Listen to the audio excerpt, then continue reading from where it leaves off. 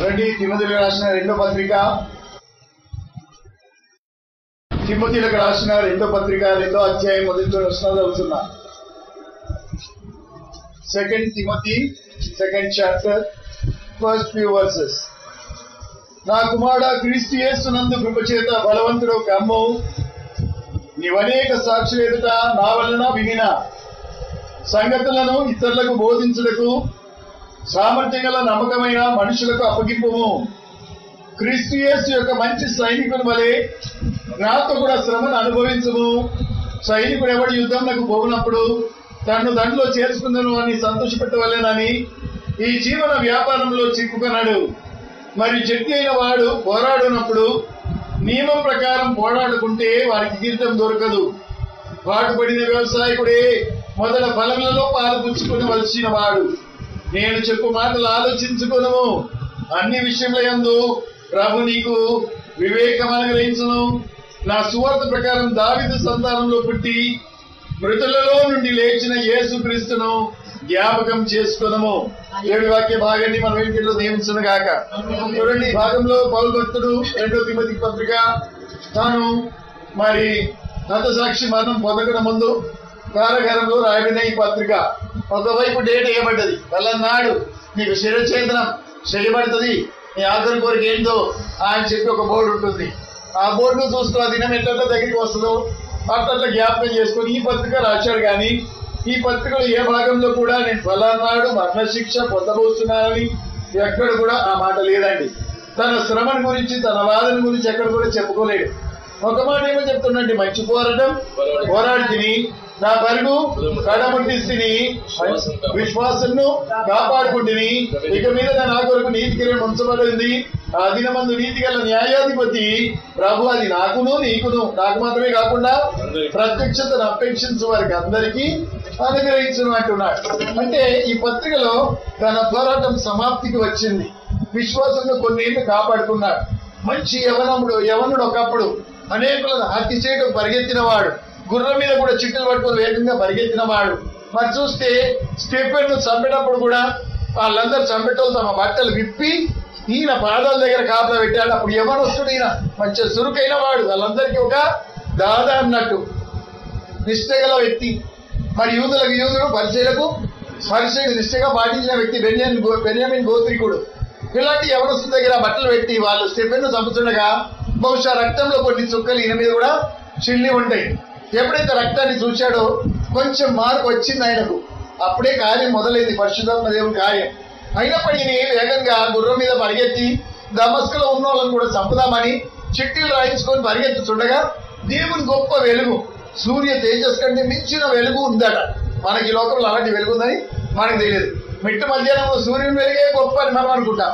దానికంటే మించిన తేజస్సు వచ్చి పౌలు భక్తుని తాకి కింద కూల్చి సౌలా నన్నెందుకు హింసిస్తున్నావు అని అడిగినప్పుడు అందాక ప్రభు అని అన్నది వాడు యేసు ప్రభు మొదటిసారిగా ప్రభు అని ఎవరవు అని అడుగుతున్నాడు. అప్పుడు ప్రభు ఏమన్నాడు, నీవు హింసిస్తున్న యేసు నేను అన్న వెంటనే ప్రభు నేనేం చేయాలని చెప్పి అడిగాడు. అంటే తను సంపూర్ణంగా సమర్పించుకున్నాడు ప్రభుకు. ఆ స్వరం వినగానే, ఆ మొక్కలు చూడగానే, ఆ జాలిగల శబ్దాలు వినగానే ఆయన హృదయంలో గొప్ప మార్పు వచ్చేసింది. అప్పుడు ఆ తేజస్సును ముఖాముఖిగా చూసిన అలనాడు మోషే అనుకుంటే ఈ దినాల్లో పౌలు మాత్రమే. మోషేకు కళ్ళ పొరలు మాడిపోలేవు, కానీ పౌలు భక్తునికి ఆ చూపులో కళ్ళ పొరలు ఏమైపోయినాయి, మాడిపోయినాయట. అది 3 దినాల తర్వాత కింద రాలినాడు. అంత తేజస్సు అన్నట్టు ఫోకస్ లైట్. అయితే ఆ తేజస్సు చూసి మారుమనసిపోతే ఆనాటి మొదలుకొని ఈనాటి వరకు కూడా, అంటే ఈ పత్రిక రాసే వరకు కూడా తాను అనేక చోట్లకి తిరిగి దేవుని స్వార్థ సాధించుకుంటా భయపడకుండా అనేక ప్రాంతాలకు వెళ్ళి తన చేతులతో డేరాలు కొట్టి ఫస్ట్ ఉండి సముద్రంలో ఉండి ఉపవాసంలో ఉండి జాగరణాల్లో ఉండి యూదుల చేత బాధలో ఉండి ఊర్లో ఇబ్బందుల్లో ఉండి ఇవన్నీ ఇబ్బందులు ఎదుర్కొని ఎన్నో సేవలు జరిగించి ఎన్నో సంఘాలు ఆయా చోట్ల స్థాపించాడు. స్థాపించిన తర్వాత ఆయన మంచి శిష్యుడు దొరికాడు. ఏం పేరు? తిమోతి. వృద్ధుడా లేక యవనుడా? యవనస్తుని వృద్ధుణ్ణి ఒకే కాడి కింద జతపరిచిన ఆ గొప్ప దేవునికి వందనాలు చెప్పుకోవాలా. ఈ ముసలిదేమో యవన పాయింట్లో వచ్చిన ఎందుకు దున్ను నేర్పాలి. ఇప్పుడు దేవునికి స్తోత్రం. చూడండి ఎంత తెలివితో దేవుడు జతపరిచాడు. అప్పుడు ఏం జరిగిందంటే వీళ్ళిద్దరిని కూడా జతపరిచి దేవుడు సేవా అనుభవం వారికి ఇచ్చిన తర్వాత తిమోతికి వెళ్ళిపోకన ముందు పత్రిక రాస్తాడు, నా కుమారుడా క్రీస్తు యేసునందున్న కృప చేత బలవంతుడవు కమ్ము. నువ్వు చాలా బలం పొందాల, చాలా వీక్ గా ఉన్నావు ఆత్మలో.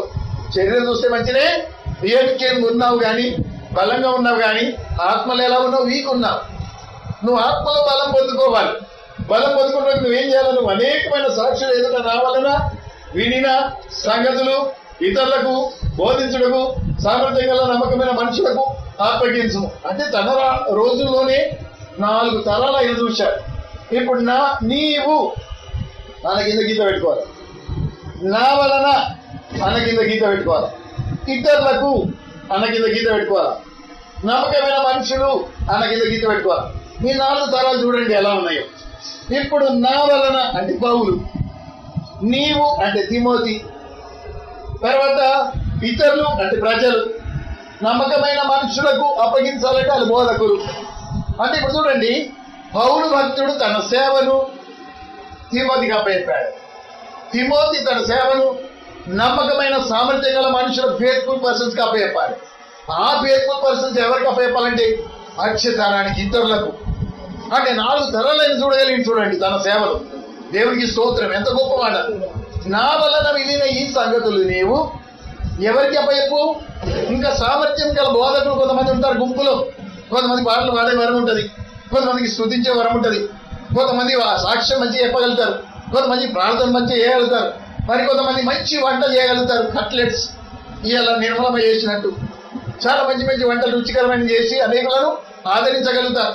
అలాంటి వారు కొంతమంది ఉన్నారు వరంలో గెలవారు కనుక వారికి నువ్వు అప్పచెప్పు, వాళ్ళు ఇతర తరాలు చూసుకోవాలని చెప్పి తిమోతికి ఈ 4 తరాల సేవను పౌలు అప్పచెప్తూ ఉన్నాడు. బోధించడం వల్ల సామర్థ్యం కలిగిన వారై ఉండాలి అని చెప్తున్నాడు. తర్వాత 3వ వచనం చూడండి, క్రీస్తు యేసు యొక్క మంచి సైనికుని వలె నాతో కూడా సుఖం అనుభవించడం లేదు కదండి, మంచి భోజనాలు చేయని లేదు. చూడండి, కష్టం అనుభవించు అంటే శ్రమ అనుభవించు అంటే దేవుని మంచి సైనికుని వలె మనం క్రీస్తు కొరకు శ్రమను అనుభవించాలి. అందరూ చెప్పండి ఒకసారి, శ్రమను అనుభవించాలి. పక్కన చేయగలి చెప్పండి, నువ్వు శ్రమను అనుభవించాలి, నువ్వు శ్రమను అనుభవించాలి. ఏంటి ఆ శ్రమ? పోతే వండు శ్రమనా? ఏంటి ఆ శ్రమ? చూడండి, మంచిగా సుఖంగా ఎక్కడ పోతే అక్కడ మంచిగా బజ్జీలు తినుడు శ్రమనా? బిర్యానీలు తినుడు శ్రమనా? ఏంటి ఆ శ్రమ అంటే కొన్ని చోట్లకు మనం వెళ్ళినప్పుడు అక్కడ ఇతరులు మనల్ని దూషిస్తారు, తిడతారు, కొడతారు, తర్వాత నిందల పాలు చేస్తారు. ఇలాంటి శ్రమలు మనం అనుభవించాలి. మన చిట్టాపూర్లో సభలు పెట్టాం జస్ట్ లాస్ట్ 10 రోజుల కింద. అప్పుడు జయరాజయ్య గారు నేను స్పీకర్గా ఉన్నాం చిట్టాపూర్కి. జవాన్ పాస్టర్ ఇక్కడ పరిచర్య చేస్తూ ఉన్నారు. మీటింగ్ అంతా అయిపోయిందండి. ఫస్ట్ సెషన్ మంచి జరిగింది. 8-9 మంది దేవునికి హృదయాలు ఇచ్చుకున్నారు. మళ్ళీ తర్వాత ఆయన బోధించినప్పుడు కూడా చేతి సాయం లేకుండా తీయబడింది బండ మీద దానియేలు గ్రంథం 3వ అధ్యాయం మీద బోధించాడు. ఆ మాటలు కూడా చాలా చక్కగా విన్నారు. మంచి భోజనాలు జరిగినాయి, వడ్డం జరిగింది. వందలాది మంది వచ్చారు. కంపౌండ్ మొత్తం నిండింది, మరియమ్మ కంపౌండ్, ఎక్కడ సందు లేకుండా. వీళ్ళందరేమో బయట తాకిద్దరు వచ్చి చూసుకుంటూ పోతుంది. బీజేపీ వాళ్ళు, ఆర్ఎస్ఎస్ వాళ్ళు తాకిద్దరు. నేను రాష్ట్రం ఇట్లా సైగ చేసింది మోసెత్తో స్టేజ్ మీద. నేను దాన్ని కెమెరా తీసిన అటు పట్టణాలు పరాడుతూ ఉన్నారు, పరిగెత్తుతూ ఉన్నారు. ఎక్కడ క్లిక్ చేసుకొని పోలీసు వాళ్ళకి ఇస్తారని భయంతో వాళ్ళకు వాళ్ళు బయటకు వెళ్ళిన తర్వాత ఒక 10-12 మంది అందరినీ తాగుతులను పోగు చేసుకొచ్చింది. ఎక్కడ దాకా మైకి వినబడుతుంది అక్కడ నట వాళ్ళు కూర్చుని చింతల కింద తాగుతూ ఉంటే అలాగట్ట మొత్తం మంటలు ఉడుతున్నాయట శరీరంలో. మీ మాటలు వినగానే ఏంద్రా మీ మనసులో పడతలేదు, మీ మాటలు వింటుంటే మీరు ఎందుకు బోధించడానికి వచ్చిందని చెప్పి మీటింగ్ అంతా అయిపోయిన తర్వాత పెద్ద గోలాండి ఊరంతా ఏకం చేసి బూతులు తిట్టి, అని నువ్వు ఇండియాలో పుట్టలేవా, నువ్వు ఎక్కడ పుట్టినవి నీచంగా మాట్లాడుతూ దూషిస్తూ కొంతమంది స్త్రీలనైతే పట్టుకొని కొట్టండి న్యాయమైంది అంత దూషించారండి. ఇక మాకు బండ్లు అడ్డం పెట్టారు, మా కారు పోకుండా, 2 వీలర్స్ పోకుండా చాలా దరదలు వేసింది. ఊరోళ్ళు గట్టిగా మాట్లాడారు, అరే నువ్వు చేసుకుంటలేవు బతుకమ్మ పండుగ, నువ్వు చేసుకుంటలేవు వేరే పండుగ, మా ఇంట్లో మేము పండుగ చేసుకుంటే నీకెందుకు రావంట అని వీళ్ళు మాట్లాడింది కదా.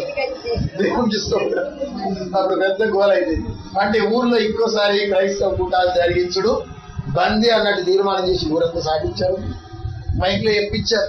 తర్వాత మేమందరం ఏం ప్రార్థన చేస్తున్నాం, వాళ్ళ మఠాలకి తారుమారేటట్టు ఏసునామములో జరుగును గాక, ఏసునామములో జరుగును గాక. మా మెట్టిపల్లి తెల్లవారుజామున ప్రార్థన జరుగుతాయి 21 రోజు, అందరూ ఇదే ప్రార్థన. తారుమారు కావాలి ప్రభు, ఆ యవనస్తున్న నోరు మూయబడే అనుకోడే. ఆడు ఒక చిన్న డేలా పెట్టుకొని బాగా పోలీస్ కేసులు ఎంబడి ఉండి ఎన్నో హత్యలు చేసినాడట, సుపారీ తీసుకుంటాడు. హత్య చేశారు. ఒక ముసలమ్మ 10,000 పట్టుకొని ఇచ్చి నా మన్మని చంపైన ఆయన పోయిందట. ముసలమ్మ నా దగ్గర ఏం దిక్కులేవు పాపం, 10,000 ఇచ్చి నా మన్మని చంపేయి చాలా గోల ఎత్తుడుతుండు, నువ్వు చంపే అని చెప్పిపోయింది. అంటే అసలు వ్యక్తి ఆ రౌడీ. అయితే అలాంటి పరిస్థితిలో ఆయన కొంతమందిని గోల చేసుకుని ఇలా గొట్లే పెడదాం అని బాగా తిట్టి మాస్తులు కూడా అడ్డగించి తల మీద గొట్టు వారపోయి ఎంతో శ్రమ పడతా ఉంటే తర్వాత దేవుడే మనను సింహం నోటి నుండి తప్పించినట్టు తప్పించాడు. దేవుడికి స్తోత్రం. ఆ రోజున మీకు యోహాను పోతాడో లేదు మాకు దడదడ, అయ్యో అక్కడ సేవ ఆగిపోతుందేమో దడదడ, అయ్యో అక్కడ సేవ జరుగుతుందో లేదని భయపడతా ఉన్నాను. కానీ అందరు మెట్టిపిల్లలు ప్రార్థన చేస్తాను, నువ్వు వెళ్ళకు, మరి 1 వారం నువ్వు ఆగిపోని. నేను ఇక సంఘ పెద్దలందరూ అదయ్యా ఈ వారం ఆగిందంటే ఇంకో వారం పూర్తిగా బంద్ చేస్తారు, మనం వాళ్ళకి భయపడద్దు, పోవలసింది. సరే పోనీ అని వదిలేసినమ్మని పిల్లల్ని తీసుకుపోకు, యవనస్తుని తీసుకుపోని ఒక యవనస్తుని ఎప్పటించి వారికి పంపించి ఇక వాళ్ళిద్దరు పోయి మంచిగా ఆలోచన ఇటు ఐలాపూర్ చిట్టాపూర్ 2 చోట్ల నడిపించి హాయిగా వచ్చేసి ఏం జరగలేదు. వాళ్ళ మధ్యలో పెద్దలు వాళ్ళని విడిపించి అరే నీకేం పుట్టిందిరా అని తోలిపోయింది. ఏళ్ళ చదివాలని జరుగుతున్న సేవ మీరెందుకురా, మీరు తీసుకుపోయి రేపు బొక్కలు వస్తే మేము ముసలి మిమ్మల్ని పట్టుకొని తిరుగుతామారా, మీకోసం జామీన్ ఉంటామారా, ఎందుకు ఇట్లా చెప్తారా అని చెప్పి వాళ్ళని తిట్టున్నారు. పెట్టిన తర్వాత వాళ్ళు మాట్లాడిన తారుమారైనాయి. దేవుడు వాళ్ళని వచ్చాడు, వాళ్ళకి తలెత్తి మనం చూడగానే తల తీసుకుంటాడు. దేవుడు చేశాడు. దేవుడికి స్తోత్రం. హల్లెలూయా. దేవుడికి స్తోత్రం. సర్పంచ్ కూడా సమర్పించుకొని దేవుడికి చేతి నేను హృదయం దేవుడికి ఇస్తున్నాను. మంచి సేవలు జరిగినాయి. అంటే క్రీస్తు కోసం మనం శ్రమ అనుభవించాలి. అసలు శ్రమ మనం అనుభవించలేము. ఒకసారి ఏం జరిగిందంటే ఒక చోటికి వెళ్ళి సువార్త చేస్తా ఉన్నాడు. ఇక్కడికి ఎందుకు మీరు సువార్త చేస్తుంది వచ్చిండు, మొన్నదాకా కర్తార్ సింగ్ వచ్చిండు, ఆయన ఎట్లా మేము కొట్టి చంపినాం, నిన్ను కూడా కొట్టి చంపుతాం ఆయన సుందర్ సింగ్ ను బెదిరించాడు. ఎవరెవరు? కర్తార్ సింగ్. ఏం జరిగింది? ఆయన దా మా లామ దగ్గరికి నేను తీసుకెళ్తా, ఆయన చెప్తాడు దా అని చెప్పి పట్టుకుపోయి లామకి అప్పయిపోయినాడు.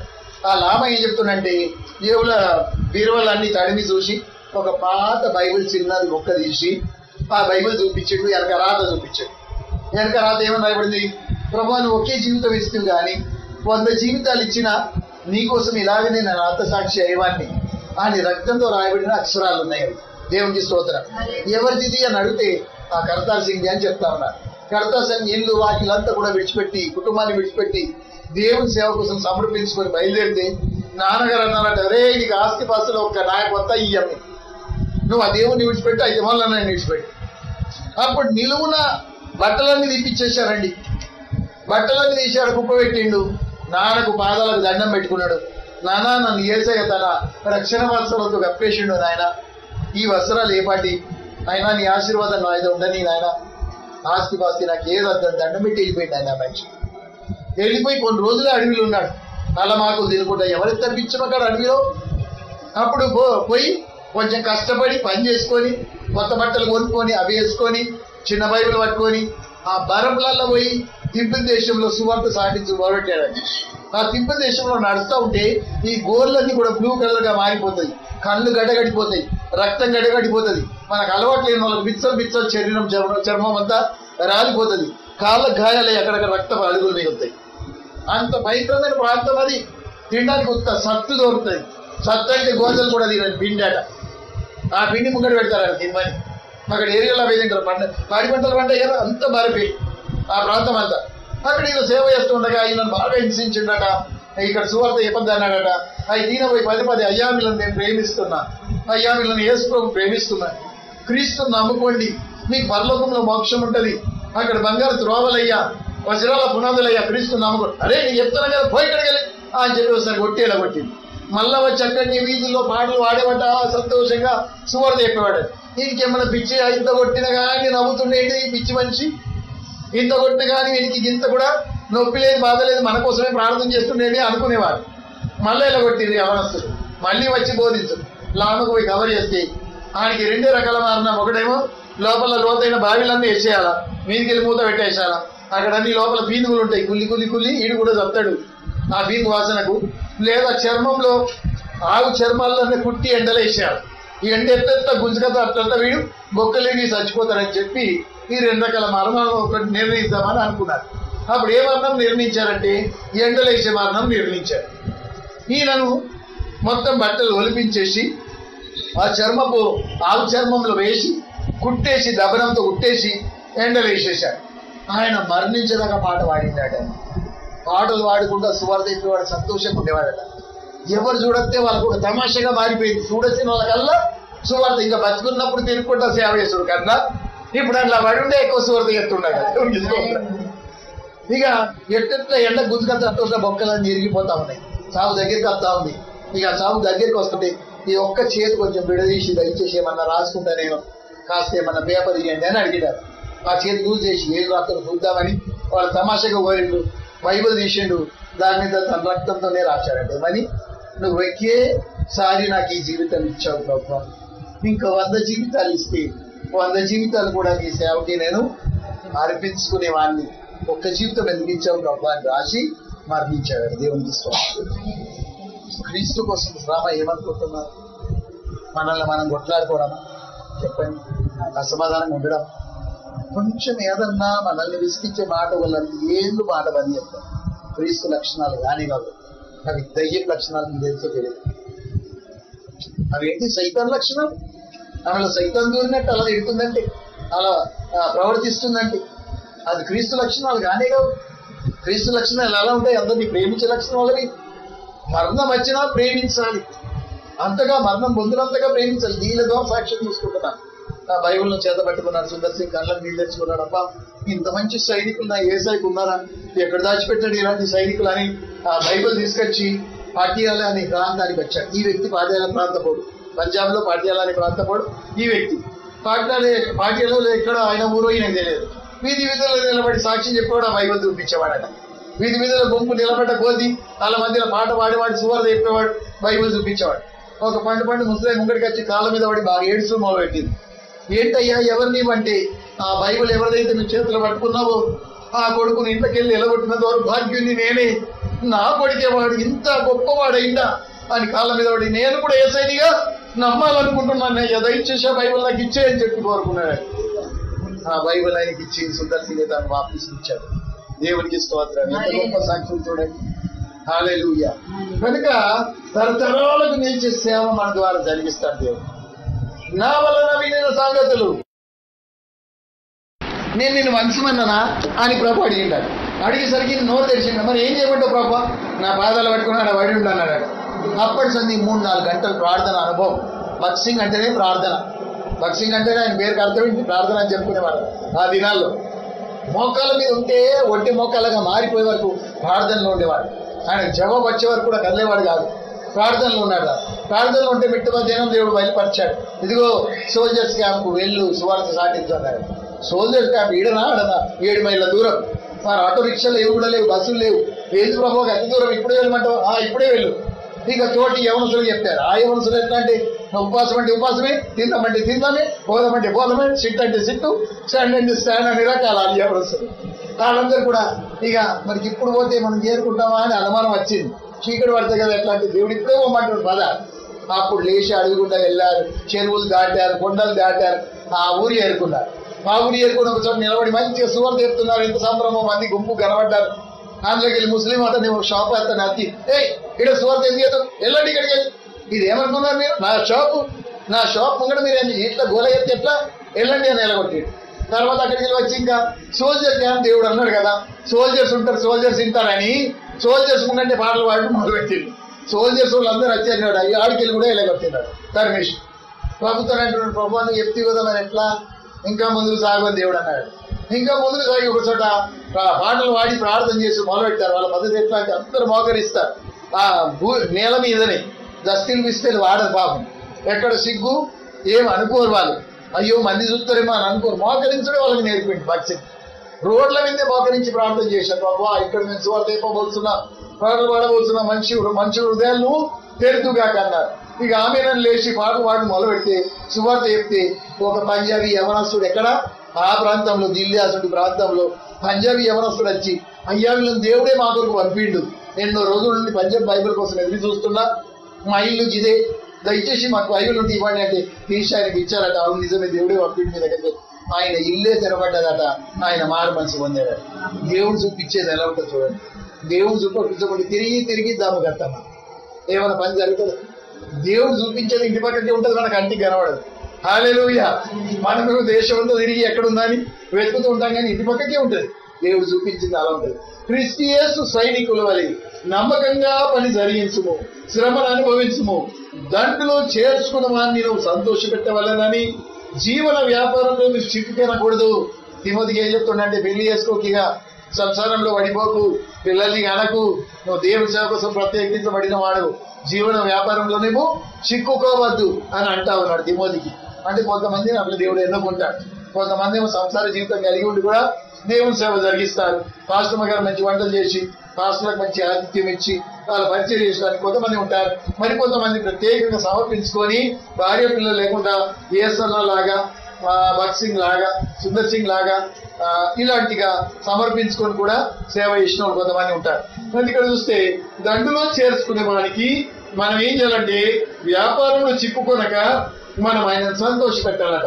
ఎవరైతే మనల్ని దండులో పెట్టారో ఆర్మీలో, ఇప్పుడు మీరే చిన్న ఆర్మీ అనుకుందాం, ఈ ఆర్మీలో పెట్టిన వారిని అంటే పాస్తులు, మీ పైన ఉన్న పాస్తులను మీరు ఏం చేయాలా, సంతోషపరచాలి. వారికి విరుద్ధమైన కార్యాలు ఇవి కూడా మనం చేయకూడదు. మన ద్వారా వాళ్ళు సంతోషించాలి. మరో చోట కూడా ఇదే మాట చెప్పేమంటు, వాళ్ళ ఆయాసంతో దుఃఖంతో మీ మధ్యలో సేవ చేయకుండా ఏం చేయమంటున్నాడు, వారి మాట విని వారికి లోబడి ఉండు అంటున్నాడు. అంటే వాళ్ళు మీకోసం దుఃఖంతో సేవ చేయకూడదు, కన్నీళ్ళు కార్చి చేయకూడదు. అందుకే వాళ్ళని సంతోషపరచుడకై ప్రతి విధంగా మీరు ఏం చేయాలంటే వారిని ఆనందపరచాలని చెప్పి భక్తుడు మాట్లాడుతూ ఉన్నాడు. దేవునికి స్తోత్రం. హల్లెలూయా. 5వ వచనం చూద్దాం. మరియు జడ్జైన వాడు పోరాడినప్పుడు నియమం ప్రకారం పోరాడకుంటే వానికి కిరీటము దొరకదు. ఇప్పుడు ఇద్దరు రెస్లింగ్ ఉంటారనుకోండి, రెస్లింగ్ చేస్తూ ఉండగా ఆయన కింద కొడితే ఈయనకు పాయింట్లు దొరుకుతాయి, ఇంకో అతను మొదటి ఆయన కింద పడగొట్టుకుంటే ఆయనకు పాయింట్లు దొరుకుతాయి. దేశాలకు పాయింట్లు ఎన్నికై తర్వాత గోల్డ్ మెడల్స్ ఇవ్వబడతాయి. మన ప్రాంతానికి రెస్లింగ్ లో గోల్డ్ మెడల్ వచ్చింది. అవును కదా. పోరాడేవారు నియమంతో పోరాడాలి. కొన్ని నియమాలు ఉంటాయి. ఆషామాషిగా పోరాడడానికి వీలు లేదు. ఎక్కడ చేతులు వాడాలి అక్కడ చేతులు వాడాలా. కరాటీ కిక్ కొట్టకూడదు. ఎక్కడ కరాటీ కిక్స్ ఉంటాయి దానికి అవే ఉంటాయి. కనుక నియమం ప్రకారం పోరాడాలి. నియమం ప్రకారం పోరాడకుంటే వానికి కిరీటము దొరకదు. దేవునికి స్తోత్రం. క్రీస్తు యేసులో కూడా విశ్వాసం కాపాడుకోవాలంటే నీకు కొన్ని పోరాటాలు ఉంటాయి. ఎదురాడే శక్తులతో, బంధువర్గంతో, ఇరుగు పొరుగు వారితో, ఆఫీస్లో, స్కూల్లో, కాలేజ్లో, పనిచేసే చోట మనం దేవునికి సాక్షిగా ఉండాలంటే కొన్ని పోరాటాలే మనకు ఉంటాయి. పాస్టమ్మ గారి చెల్లెలు ఐఏఎస్ ఆఫీసర్కి వంతు వచ్చింది. ఐఏఎస్ పదవికి నువ్వు ఉంటావా మరి, నేను ఎన్నుకుంటున్నామని. ఈమె దాని గురించి ఆలోచించింది. వాళ్ళు ఎక్కడ పంపితే అక్కడ పోవడు కదా, మళ్ళీ నాకు భర్త ఉన్నాడు, పిల్లలు ఉన్నారు, వాళ్ళని విడిచిపెట్టి పోరాడాయి. ఈమె రిజెక్ట్ చేసింది. అదే నేను ఉన్న చోటుకి బాగున్నాను. దానికి పెద్ద ఇబ్బంది కూడా ఉంటుంది. పై నుండి కింది వరకు కూడా అది చదవబట్టిన పుట్ట. అందరు లంచాలు తీసుకుంటారు. నా అడ్మిట్ వాళ్ళు లంచాలు తీసుకోకపోతే పైనున్నోనికి ఇబ్బంది, కింద ఉన్నోనికి ఇబ్బంది. నా పాస్టర్ ఎట్లా, చెల్లెలు ఎట్లా అంటే లంచాలు తీసుకోరు. ఆమె రక్షణ పొందిన ఆవిడే ఎక్కడ పోతే అక్కడ సాక్షిగా ఉంటుంది. ఈమె చుట్టూ మంది ఉంటారు కనుక వాళ్ళే అన్ని డీల్స్ చేస్తారు. ఈమె అన్ని ఆడిట్ చేస్తూ ఉంటుంది, చెక్ చేస్తూ ఉంటుంది. ఇలా జరుగుతూ ఉండగా ఆమె లంచాలు తీసుకున్నందుకు ఆమె మీద అందరు కన్నెర పెడతారు, కన్నెర చేస్తూ ఉంటారు. ఉద్యోగం దగ్గర పై ఆఫీసులో నుండి కింది ఆఫీసుల వరకు అందరూ ఒత్తిడి చేస్తూ ఉంటారు. పరిహారం కూడా ఎక్కువ పెట్టేస్తారు. వాళ్ళ పని కూడా ఏం మీద నొక్కేస్తూ ఉంటారు. ఇవన్నీ ఆమె అనుభవిస్తుంది. కేవలం ఏంటంటే మిగతాలందరూ బొట్టు పెట్టుకుంటారు, ఈమెకి బొట్టు ఉండదు. మిగతాలందరూ ప్రసాదం తింటారు, ఈమె తినదు. మిగతాలందరూ దీపం వెలిగిస్తారు, గర్భ ఆడతారు, ముగ్గులు వేసుకుంటారు, ఆ ఫోటోకు దండలు వేస్తారు, ఈమె వేయదు. ఇలాంటి ఇబ్బందులు కొన్ని మనకు వస్తాయి. ఆ కొన్ని మనకు వచ్చినప్పుడు మనం ఏం చేయాలో చెప్పండి, మన విశ్వాసాన్ని కాపాడుకోవాలి. దేవునికి స్తోత్రం. వాళ్ళల్లో మనం గడిచిపోకూడదు. మన విశ్వాసానికి పరీక్ష వస్తుంది. ఆ పరీక్ష వచ్చినప్పుడు మనం దాన్ని కాపాడుకోవాలి. సిరియాలుడు అని చెప్పి ఒక లేకలేక వరపుత్రుడుగా పుట్టిన ఒక దంపతులు, సిరియాలుడు కొడుకు. వాళ్ళ అలవాటు ఎట్లా అంటే వాళ్ళు చాలా ఐశ్వర్యవంతులు, అయితే సన్యాసులు కూడాను. అయితే కూడా ఒక అతిథికి ఇంట్లో పిలిచి భోజనం పెట్టండి, వాళ్ళు బుక్క నోటికి ఎత్తారు. అయితే ఆ దినం ఈ అతిథి కూడా ఇంటికి రాలేదట. చాలా బాధపడిపోయిండు. బజార్లో పోయి ఎవరో ఇద్దరు ముసలోళ్ళు కనబడుతున్నారు. దగ్గరికి పోయి, అమ్మా మా ఇంటికి అతిథులుగా మీరు వస్తారా, మీకు చక్కటి భోజనాలు సిద్ధపరిచి మీకు భోజనం పెట్టిన తర్వాత మేము తింటామమ్మా అంటే, సరే వస్తాం కానీ ఒక షరతు అన్నారట ముసలి. ఏంటి ఆ షరతు అంటే, మేము అదొకటి తినము, మాకు కావాల్సింది నువ్వు అండి పెడతావా అని అడిగినారు. అండి పెడతామమ్మా, మీకేం కావాలో చెప్పండి అని అంటే, నీ కొడుకును వండి పెట్టాలా అన్నారు. లేక ఒకే ఒక కొడుకు వాళ్ళకి, ఆ కొడుకుని వంట చేసి పెట్టుమని బట్టి అప్పుడు ఇలా గుండె జల్లు అన్నాడు. తీసుకుపోయినట ఇంటికి, భార్యతో చెప్పిండట, అమ్మా వాళ్ళు లేనిపోయింది కోరుతుంది, మరి ఏముందండి నా చెప్తాను అని పెట్టమన్నా వెనక తీయకూడదు, చెప్పండి ఏం కావాలో వాళ్ళకు అదే అని పెడతాం అని ఆమె అన్నదట. లేదు మన సీరియల్ని కోరుతా ఉన్నాడు. అప్పుడు ఇద్దరు కూడా దుఃఖం దిగమింగి కళ్ళ పుట్టి గారుతూ ఉండగా అరలోనికి తీసుకెళ్ళి కొడుకుని గొర్రెపోతు కోసినట్టు కోసి ముక్కలు ముక్కలు నరికి బగులు లేచి ఉడకబెట్టి ఆడ తుక్కపక్క అది ఉడుకుతా ఉంటే ఇలా గుండెలు కూడా లబడబ కొడుకు మీద ఇలా కొట్టుకుంటాము.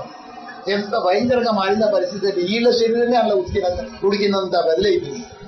అప్పుడు ఇక వడ్డం చేయడానికి ఇస్తార్లు 2 వేశారు. అమ్మ 2 ఎందుకు వేశారు, 4 ఏంటి అంటున్నారట. మీరు కూడా మాతో పాటు తినాలి కదా అన్నారట. అప్పుడు 4 ఇస్తార్లు వేసింది. మరి మేము కొడుకులు లేని ఇంట్లో తినాం కదా, మీ కొడుకును పిలుపు అన్నారట. ఏంటయ్య గారు మీరు అనేది, మా కుక్కే కొడుకు కదా, వాడిని వండి పెడుతుంది, వాడి ఇస్తార్లలో ఉంటాడు కదా అని ఏడుపై మొదలు పెట్టిండు. లేదు వాకిట్లో పోయి నీ కొడుకును విడిపో, గొడ్డోళ్ళ ఇంట్లో మేము తినాం అని చెప్పి అంటున్నాడు. అప్పుడు బజార్కి పోయి సిరియాలుడు అని పిలిచి కుప్పకూలిపోయింటాడు. ఆయన కుప్పకూలిపోతే చిరునవ్వు విసురుకుండా సీరియల్ రాని వస్తున్నాడు లోపలికి, దర్వాజా లోపలికి. వీళ్ళకి ఎంతో సంతోషం నిండిందంటే హత్తుకున్నారు, గట్టిగా ముద్దు పెట్టుకున్నారు ఆ బాబును. తర్వాత కలిసి 5గురు తిన్నారు. తిన్న తర్వాత ఆ అతిథులు మాయమైపోయింది. దేవునికి స్తోత్రం. అలాంటి ఆతిథ్యంలోకి మనం వెళ్ళాము. ఆ అనుభవం మనకు వచ్చిందా? ఆ శ్రమ అనుభవం మనకు వచ్చిందా? ఆ పరిశుద్ధత అనుభవం మనకు వచ్చిందా? ఆయనతో అంత సన్నిహితమైన సంబంధం మనం కలిగి ఉన్నాము. క్రీస్తు అంటే ఏమనుకుంటున్నారు? దేవునికి స్తోత్రం. ఆయన ఎలాంటి వాడు? ప్రేమము. ఆయన వేరే ప్రేమ. దేవుడు ప్రేమ. గాడ్ ఈస్ లవ్ అని ఒక చోట రాడు, గాడ్ ఈస్ లైట్ అని మరో చోట ఉంటుంది, గాడ్ ఈస్ స్పిరిట్ అని మరో చోట ఉంటుంది. ఇవన్నీ ఎక్కడికి రిఫరెన్స్ మీరే ఎక్కువండి. గాడ్ ఈస్ లైట్ అట, గాడ్ ఈస్ లవ్ అట, గాడ్ ఈస్ స్పిరిట్. దేవుడు ఆత్మయ్య ఉన్నాడు, దేవుడు ప్రేమయ్య ఉన్నాడు, దేవుడు వెలుగై ఉన్నాడు. హల్లెలూయా. ఆయన ప్రేమయ్య ఉన్నాడు. ఆయనను ఒకసారి మనం కలిగి ఉన్న తర్వాత, ఆ ప్రేమ వచ్చి మన లోపల నివాసం చేసిన తర్వాత ఇంకోళ్ళని మనము తృణీకరించవచ్చా? దేవుని స్వరూపంలో ఉన్న వారిని మనం దూషించవచ్చా? ఎన్నిసార్లు తప్పు మనం చేస్తూ ఉంటాం. మనలాంటి వారి రక్తంలో కడగబడ్డ వారి వాళ్ళు కూడా నమ్ముకున్న వాళ్ళే అయినా వారిని మనం ఏం చేస్తాం? దూషిస్తాం. మనసులో, ముఖాముఖిగా మనసులోనే దూషిస్తాం. సరే ఏం జరిగిందంటే పరలోకానికి వెళ్ళి ఒక ఆవిడ పక్క చాలా దుష్టురాలుగా ఉంటుండే. ఆ దుష్టురాలుగా ఉండి ఈమెతో సరిగా మాట్లాడకపో. అయితే దేవుడు అంటున్నాడు ఈమెతోని, నువ్వు పోయి ఆమెను మాట్లాడిపో అన్నాడు. ఆమె తిట్టింది నేను పోయి మాట్లాడిస్తాడు. ప్రభు ఇది ఎంత అన్యాయం, గన్ని తిట్లు నేనే పడితే మళ్ళా సిగ్గు లేకుండా నేనే పోవాలా వాళ్ళ ఇంటికి అన్నాను. లేదు నువ్వు వెళ్ళవలసిందే, సమాధాన పడు అని. అప్పటికే ఆమె మంచం పట్టిందట. అమ్మా నమస్కారం అని చెప్పి ఏమి చెప్పిందట. మంచాల పడిన ఆమె బలం లేకుండా, తల్లి వచ్చావా, నమస్కారం అవ్వ, రారా అని పిలిచిందట. ఎంతో ప్రేమ వచ్చినట్టు. ఇందాక తిట్టినావుడే, ఇప్పుడు రారా తల్లి అని దగ్గర తీసిందట. అమ్మ నేను ఎంతగా తిట్టే ఆయన నువ్వు నా మీద ప్రేమ చూపించావు. అమ్మ నా మరణానికి తప్పకుండా నువ్వు ఉండాలమ్మా, నువ్వు దగ్గరుండి పనులన్నీ ధరించాలమ్మా. చేతుల చేయి తీసుకున్నాడు. ఆ 2 రోజులకి చచ్చిపోయింది. చచ్చిపోతే ఎక్కడుండి సమాధి అంతట్లో పాల్గొంది. ఈ యొక్క ఆయన ఇంటికి వచ్చి, ప్రభా నిజమే సావకడం ముందు సమాధానం పరిస్థితి నా భారత ఎంతో తేలికై ప్రభావం. నిజంగా సమాధానం లేకపోతే ఆమె కడుపులో ఆమె పెట్టుకొని చచ్చు, నా కడుపులో నేను పెట్టుకుని ఒకనాడు తప్పుతుంటే మా ఇద్దరు లెక్క నువ్వు చూస్తుంటుంది. సమాధాన పరిచిన వందనాలను చెప్పి అనుకుంటా స్తోత్రం అనుకుంటా మంచంగా లేవు. అలాగనే ఒరిగిందట. ఒరిగితే ఆమె ఆత్మ పరలోకం వెళ్ళిపోయిందట. ఎవరు? ఈ దర్శనాలు చూసేట ఆవిడ ఆత్మ వెళ్ళిపోతేనట అక్కడ మరీ పెద్దలో ఒక ఆవిడే నిలబడి ఉందట ఒక చెట్టు కింద. ఒంటి మీద అసలు బట్టలేదు. అప్పుడు ఆ చెట్టు మీద బోర్డు చదివిందట, కఠినాత్మలకు ఇయ్యబడే స్థలం అని చెప్పి రాసిందట. ఏ స్థలం ఇది? కఠినాత్మలకు ఇయ్యబడే స్థలం. అయ్యో ప్రభువా ఈమె కఠినాత్మురాలా అన్నదట. నోర్మై అట్లా నువ్వు వలకచ్చా అన్నాడు దేవుడు. బోర్డు చదువుడు కూడా తప్పేనా అని బోర్డు చదివింది కదా, కఠినాత్మలు తీయబడే ఇష్టాల. అయ్యో ఈమె కఠినాత్మురాలా అనుకున్నది అనేసరికి నోర్మై అట్లా నువ్వు వలకకూడదు అన్నాడట. అప్పుడు ఈమె కొంగు తీసి సగం ఇంపబోయి ఆమె కింద చుడదాం, నేను ఇంకో చుట్టుకుందామని నడించి ఇంపబోతున్నాడు. దేవదూతలు వచ్చి నీ భక్తి మెచ్చినమ్మా, ఇదిగొట్టు రక్షణ వస్త్రాలు కట్టు అని ఇచ్చినాడు. ఆ రక్షణ వస్త్రాలు చేత తీసుకొని ఆమె కట్టి తర్వాత ఇంకో స్థలానికి ఆమె మీద కలిసి వెళ్ళిపోయినారు. చూడండి సమాధానం ఎంత గొప్ప పని చేస్తారు. దేవుడికి స్తోత్రం. హల్లెలూయా. క్రీస్తు యేసు కలిగిన ఈ మనసు మనం కలిగి ఉన్నాం. యేసు మనసు మనకు కావాలి. మనం పోరాడేది ఎవరితోనే అసలు? మన పోరాటం ఎవరితోని? శరీరేచ్ఛలు, మనుషేచ్ఛలు, జీవభాషలు, ఇలాంటి వాటితో మనం పోరాడి దెబ్బకు రావాలి. కానీ పక్కింటి రోజులు పోరాడి దెబ్బకి రావద్దు. అవును కదా? మన పోరాటం దీంతో ఉండాలి. శరీరాశలు, నేత్రాశలు, ఉపవాసాలు కొనుక్కుందామంటే ఉందాం. భార్య వంట రేగిపోయి మనం ఉపవాసం ఉందాం, దా మోకరిద్దాం, ప్రార్థన చేద్దామని దమ్ముకొచ్చే గంటల పోరాటం చేయాలి. కానీ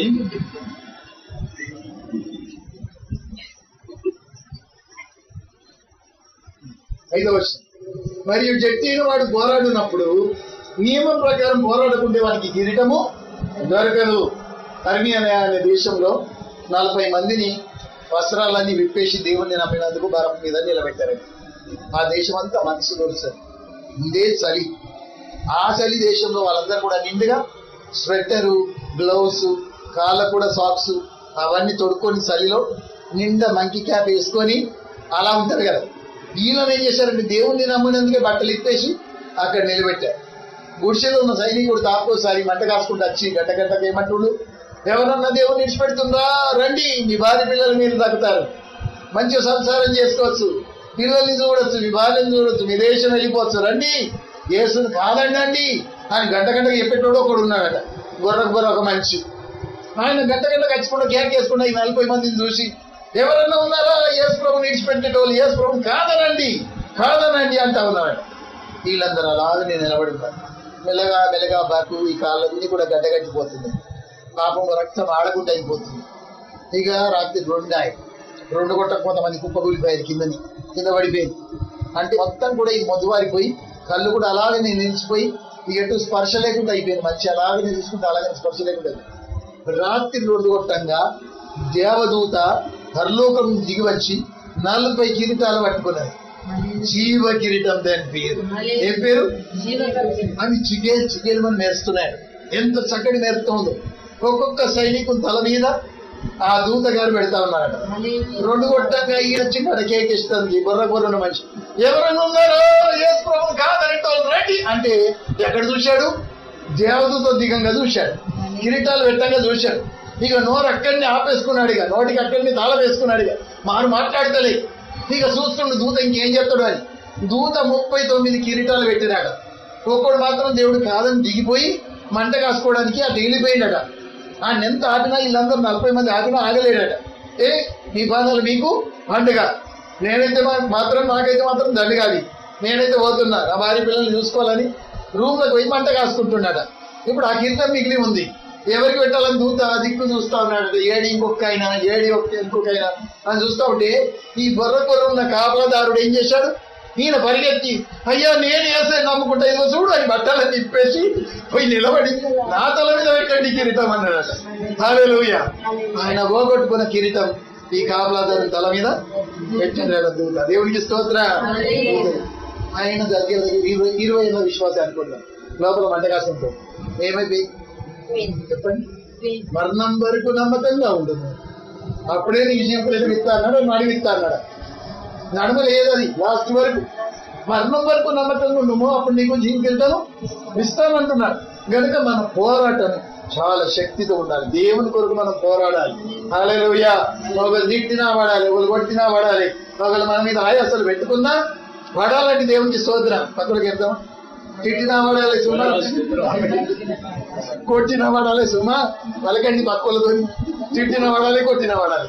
ఇది ఒక మంత్రం మనకు. తిట్టిన పడాలి, కొట్టిన పడాలి, తిట్టిన పడాలి, కొట్టిన పడాలి, తిట్టిన పడాలి, కొట్టిన పడాలి, తిట్టిన పడాలి. అనండి. దేవునికి స్తోత్రం. హల్లెలూయా. మంచి మంత్రమేనా? ఎప్పుడు భాష గిట్టే మంచి మంత్రమేనా? ఆమె నేను చెప్పింది అసలే కాదు. ఎవరు చెప్పారు? ఏసని చెప్పారు. ఒక చెంప మీద కొడితే మరో చెంప చూపండి. పెట్టినా వడమన్నాడు, కొట్టినా వడం. అదే మనకు బహుమానం ఉంటుందండి, కిరీటం ఉంటుంది. ఆ కిరీటం కోసం మనము రాకలాడాలి. దేవుడికి స్తోత్రం. చూడండి, నేను చెప్పు మాటలు ఆలోచించుకును. పాటుపడిన వ్యవసాయుడి మొదట పొలములలో పాలు పుచ్చుకునవలసి నా వాడు. నేను చెప్పు మాటలు ఆలోచించుకును. అన్ని విషయంలో యందు ప్రభు నీకు వివేకం అనుగ్రహించును. నా సువార్త ప్రకారం దావీదు సంతానంలో పుట్టి మృతులలో నుండి లేచిన యేసుక్రీస్తును జ్ఞాపకం చేసుకో. ఎక్కడ పెట్టాడండి పౌలు? ఎవరిని గుర్తు చేశాడు చెప్పండి? దావీదు సంతానంలో పుట్టినవాడు, మన కొరకు శ్రమను అనుభవించిన వాడు, సిలువను మోసినవాడు, మేకులతో చించబడిన వాడు, ఒకటి దగ్గర 40 కొరడా దెబ్బలు తిన్నవాడు, గడ్డం పెరికివేయబడను. ఆ 600 సైనికులు ముఖం మీద హొమ్మి వేస్తా ఉంటే ముఖం మీద ఇట్లా భూమి అంతా గారిందట. ఎంత భయంకరం! అంతగా ఆయన ఓర్చుకున్నాడు. ఎందుకంటే మనం చేసిన పాపాలు, ప్రశ్న చేసిన పాపాలు, మనమందరం చేసిన పాపాలు ఎవరి మీద ఉన్నాయి? ఇప్పుడు యేసు ప్రభు మీద ఉన్నాయి. కనుక యేసు ప్రభు మనందరి కోసం కూడా ఏం సహించాడు? అవమానం సహించాడు, దుఃఖం సహించాడు, శ్రమను సహించాడు. అంతమంది దూషించినా బదులు దూషించిండా? వాళ్ళు 10 మాటలు అంటే ఒక మాట అన్నాడా? లేదండి. ఏ మాట ఆయన మౌనం ధరించిండు అంతే. వాళ్ళు కొట్టినా పడ్డాడు, వాళ్ళు తిట్టినా పడ్డాడు. ఎంతగా నలిగిపోయాడు చూడండి. సిలువ భారం అట్లా మోసినప్పుడు అబ్బా ఒక్కొక్కడికి ఆయనకు భారం అయిపోతుంది. ఎప్పుడొస్తుందో ఆ కలవరి కొండ అని 1000 కళ్ళతో ఎదురు చూస్తున్నాడు. నడవలేక నడుస్తున్నాడు, మోయలేక మోస్తున్నాడు. ఎన్నో మాటలు గొప్ప వెళ్ళిపోతాయి. 14 places లో ఆ స్థలం ప్రతిష్ఠించారని, ఇక్కడ చేసులో పడ్డాడని. ఒక చోట అయితే జైపాల్ గారు చూపిస్తారు. కమానికి దిగిలి పోయేటప్పుడు ఒక చోట కుక్క కొలితే ఆడొకటి ఏదో బండతో ఇట్లా చేయబడిందట. బొడ్డి తిరిగి బయటకు వచ్చింది. దాని మీద చేతి ఇట్లా ఆనిచ్చాడు, కింద పడి ఆనిచ్చాడు. నేను జైపాల్ గారు దాని మీద చేయబెట్టి, ఇది నా ప్రభు చెయ్యి ఆనించిన చోటు ఆయన కళ్ళకి నీళ్ళు తెచ్చుకున్నాడు. ఒక చోట అయితే ఇక్కడ 40 గోడ దెబ్బలు కొట్టినప్పుడు చిన్న గది ఉంటుందట. ఆ గదిలో 6 అడుగుల దూరం నడిచేంత ప్లేస్ ఉంటుందట సైనికుడికి. కోడా తీసి ఆడులు జలాలకు ఉన్నట్టు ఎనప ముక్కలు, ఇనప ముక్కలు అన్ని అల్లి ఆ చబుకులో బలంగా గుంజి దాన్ని కొట్టినప్పుడు, లాగినప్పుడు మాంసం దాని ఎమ్మడి తీసుకొని వస్తా చూడండి. ఆ చోటు చూపించారు. అందులోకి దిగి నేను జైపాల్ గారు ఎంత ఏడ్చుకుంటా ప్రార్థన చేసిన గుంపంతా ఏడ్చారంటే ఎమ్మడి వేయను ఏడ్చి, ప్రభు మా కొడుకు నువ్వు ఎన్ని కొరడా దెబ్బలు తిన్నావు తండ్రి బహుగా ఏడ్చి ప్రార్థన చేశాను. అప్పుడే వాళ్ళకి ప్రభు సన్నిధి అక్కడ అనుభవం అయిందట. దేవునికి స్తోత్రం. మళ్ళా గుహలోనికి వెళ్ళారు, ఎక్కడ ప్రభుని పెట్టారు. ఆ చోటు చూశారు. కనుక చూడండి, ప్రభుని జ్ఞాపకం చేస్తున్నాడు పౌలు. ప్రభు ఎలా శ్రమను అనుభవించాడు, దాని ముందు మనం ఆ స్టాండర్డ్ పెట్టుకోవాలి. అలా నవ్వుడే మనకు స్టాండర్డ్ కాదు, పలానా వ్యక్తి మన హీరో కాదు. మన స్టాండర్డ్ ఎవరు? యేసు ప్రభు. యేసు ప్రభు ఎలా అనుభవించాడు శ్రమ, ఆ శ్రమను మనం గుర్తుపెట్టుకొని మన క్రీస్తు కోసం ఎంత శ్రమ అయినా ఈ లోకంలో పడవలసిందే. కానీ దీని తర్వాత మనకి ఇక మన ప్లేస్ ఉండదు. శ్రమ వద్దుదామండి. తర్వాత గిఫ్ట్సే ఉంటాయి, పరలోకంలో కిరీటాలే ఉంటాయి, బహుమానాలు ఉంటాయి. మళ్ళీ శ్రమ అంటూ ఉండదు. శ్రమ ఈ లోకంలోనే మనం పడవలసింది. దేవునికి స్తోత్రం. తిట్టినా కొట్టినా పడవలసింది. అన్యుల ద్వారా మనం ఎన్ని బూతులైనా వాళ్ళు మనం తిట్టినా వాళ్ళు మనకు దండేసినట్టే. అవునా కదా? కనుక అవి శ్రమను అనుభవించాలి. మనం క్రీస్తును ముంగడబెట్టి మాట్లాడుతున్నాడు పౌలు. నా సువార్త ప్రకారం ఏం జరిగింది? దావీదు సంతానంలో పుట్టి మృతులలో నుండి లేచిన యేసుక్రీస్తుని జ్ఞాపకము చేసుకును. నేను నేరస్తుడని ఉన్నట్టు నా సువార్త విషయం సంఖ్యలతో బంధించబడి శ్రమ పడుచున్నాను. అయినా దేవుని వాక్యము బంధింపబడి ఉండలేదు. అందుచేత ఏర్పరచబడిన వారు నిత్యమైన మహిమతో కూడా క్రీస్తు యేసునందు రక్షణ పొందవలెనని నేను వారి కొరకు సమస్తము ఓర్చుకుంటున్నాను. ఎందుకు ఓర్చుకుంటున్నాడు చెప్పండి? అనేకుల రక్షణ పొందాలి కదండి. మనకు కూడా అనేకుల రక్షణ పొందాలంటే అన్నీ ఓర్చుకోవాలండి. అన్నీ ఓర్చుకుంటేనే అప్పుడు మనం బాగా లోకం కొరకు ప్రకాశించగలుగుతాం. 14 వర్షం చూడండి. వినువారిని చెరుపుటకి గాని మరి దేనికి పనికిరాని మాట గురించి వాదం పెట్టుకునవద్దు. ప్రభు యందు వారికి సాక్ష్యమిచ్చు ఈ సంగతులను వారికి జ్ఞాపకం చేయము. దేవుని ఎదుట యోగ్యునిగాను, సిగ్గుపడి అక్కర్లేని పనివానిగాను, సత్యవాక్యం సరిగా ఉపదేశించువాని గాను నిన్ను నీవే దేవునికి కనపరుచుకుంటకు జాగ్రత్త పడము. ఎలా జాగ్రత్త పడాలా? దేవుణ్ణి ఎదుట పెట్టుకొని మనం యోగ్యునిగా, సిగ్గుపడి అక్కర్లేని పనివానిగా. కొంతమంది బైబిల్ పట్టుకొని పోవాలని సిగ్గుపడతారు, ఆఫీస్లో బైబిల్ చదవాలని సిగ్గుపడతారు, స్కూల్లో బైబిల్ చదవాలంటే సిగ్గుపడతారు. కొంతమంది భార్య ముందు వస్తుంది, భర్త తర్వాత వస్తాడు, తర్వాత మందిరంలో కూర్చున్న తర్వాత నా బైబిల్ ఏదే చెప్పి తీసుకొని అక్కడ పోయి కూర్చుంటాడు. నల్ల భార్యగా అప్పచెప్తాడు, పట్టుకొని పో నువ్వే అంటే నన్ను మంది చూస్తే ఏమన్నా చూస్తే నన్ను ఏమనుకుంటాడు. బైబిల్ పట్టుకోవడానికి ఇంత సిగ్గుపడుతుంది. దేవుడు కూడా సిగ్గుపడగా మన గురించి అలాగే రాయబడి మార్కు సువార్త 8:36 నన్ను గురించి, నా మాటలను గురించి సిగ్గుపడేవాడు ఎవరు? పరలోక మంది చూడలేదు, నేను కూడా వాడిని చూసి సిగ్గుపడుతున్నా అంటున్నాను. మనం ఏమాత్రం కూడా సిగ్గుపడకూడదు. మనుషులు వ్యభిచారం చేస్తే సిగ్గుపడతలేదు, దొంగతనం చేస్తే సిగ్గుపడతలేదు, తప్పని అడుగుతున్నారు, నడిబాజాలు నిలబడి బీచలను కూడా సిగ్గుపడతలేరు, వాళ్ళు బూతులు తిట్టడానికి సిగ్గుపడతలేరు. మనం ఎందుకు సిగ్గుపడాలి? మనం దేవుని మాటలు ప్రకటించాలి కనుక వ్యర్థమైన మాటలు ఏవి కూడా మనం ఉచ్చరించకూడదు అంటున్నాడు. తర్వాత చూడండి, ఉపదేశించు ఇది 16వ వర్షం అందరికీ చదువుకుందాం. 16 అపవిత్రమైన వట్టి మాటలకు విముఖుడమై ఉండుము. అట్టి మాట్లాడు వారు మరి ఎక్కువగా భక్తిహీనులగుదురు. ఎవరికా అపవిత్రమైన మాటలు పలికేవారు. తర్వాత 17వ వర్షం కలిసి చదవండి. కొరుకుడు పుండు ప్రాకినట్టు వారి మాటలు ప్రాకును, వారిలో హుమెనయును గిలేతును ఉన్నారు. వారు పునరుద్ధానం గతించనని చెబుతూ సత్యం విషయం తప్పిపోయి కొందరి విశ్వాసంను చేర్పుతున్నారు. అయినను దేవుని యొక్క స్థిరమైన పునాది నిలకడగా ఉన్నది. ప్రభు తన వారిని ఎరుగును అనున్నది. ప్రభు నామము ఒక్కొక్కను ప్రతివాడును దుర్నీతి నుండి తొలగిపోవలెను అనున్నది దానికి ముద్రగా ఉన్నది. దేవునికి స్తోత్రం. కొరుకుడు పుండు అంటే ఏంటి? ఇంగ్లీష్ లో క్యాన్సర్, అంతేనా?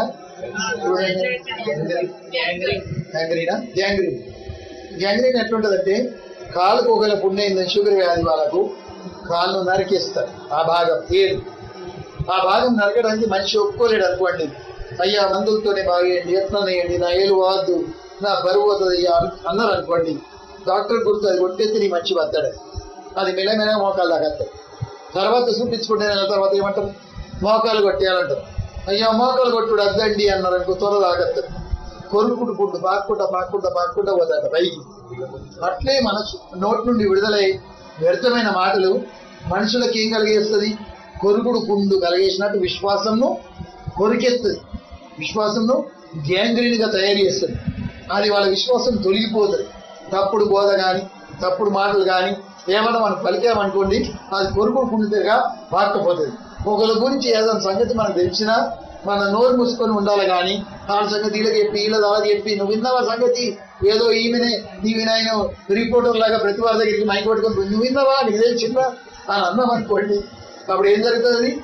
కొరుకుడు పుండులాగా పాకపోయి మనుషుల విశ్వాసం, నీ విశ్వాసం వాళ్ళ విశ్వాసం, ఇద్దరి విశ్వాసం నరికేస్తుంది. దేవుడికి స్తోత్రం. ఏళ్ళకి చెదలు వచ్చేస్తుంది, చెట్టే ఎండిపోతుంది, విశ్వాసం తొలగిపోతుంది, మనుషులు భ్రష్టులు అయిపోతారు.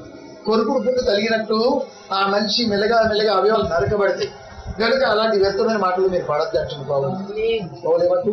వ్యర్థమైన మాటలు మీరు పడకూడదు. వారి గురించి చెప్పినా తెలిసినా మనం ఆ మాట జ్ఞాపకం చేసుకో. దేవునికి స్తోత్రం. హల్లెలూయా. మొన్న ఒక చోట నేనున్నా, నీకు తెలిసిందా నువ్వు అంటూ కదా హార్ట్ అటాక్ వచ్చి చచ్చిపోయినాను, అసలు ఉరి పెట్టుకొని చచ్చినా మంచి నీకు తెలిసింది. నాకు అన్నీ తెలిసింది నవ్వకుండా, మాకు తెలియదేమో అనుకుంటున్నారు అందరూ. మనందరికీ లోపల అందరికీ తెలిసిపోయింది ఆ మనిషి ఏం చేశాడు, ఎట్లా చచ్చిపోయాడు. కానీ అయినా గప్షప్పుడు కాకుండా గుండాకి చచ్చిపోయాడని చెప్పి లేకుండా పెద్ద పోలీస్ కేసు అయ్యి శవాన్ని తీసుకుపోయి పోస్ట్ మార్టం చేయించి మళ్ళీ ఇళ్ళని పట్టుకొని లోపలేసి మీరేమన్నందుకు ఆయన ఊరు పెట్టుకున్నాడు. ఇవన్నీ కథలు కాకపోవడం, మళ్ళీ ఎప్పుడు చెప్పిన సాక్షులుగా తీసుకురాకపోతున్నా. కొన్ని మాటలు మన నోరు మూసుకునేది ఉంటుంది, కొన్ని మాటలు విప్పేది ఉంటుంది. అవునా కదా? కనుక ఎక్కడ ఏ మాటలు మనం పలకాల్లో ఆ మాటలు పలకాలి, కానీ మిగతాయి మనము ఎక్కడ కూడా మనము పలకకూడదు. ఒకసారి ఏం జరుగుతుంది, రాజుగారు మంత్రి గారు బాగా నడుచుకుంటూ వెళ్ళిపోతున్నారు. రాజుగారికి అప్పుడప్పుడు ఏదో మాటలు టక్కన వలికిస్తారు అన్నమాట. అక్కడక్కడ దాగిన చెట్ల చాటుకి దాగిన గూఢచారులు ఈ మాటలు విని పరాయి దేశపు రాజులకు ఖబర్ అందిస్తారని చెప్పి మంత్రి గారు ఎన్నిసార్లు చెప్పినా ఈ మనిషి ఒప్పుకునే రకం కాదు. ఎట్లా చెప్పాలో రాజుగారికి చెప్పరాదా అని చెప్పి భయపడుతున్నాడు ఆ మంత్రి. ఎట్లా చెప్పాలా ఈయన ఎప్పుడు అన్ని గుట్లు బయట పెడతాడు.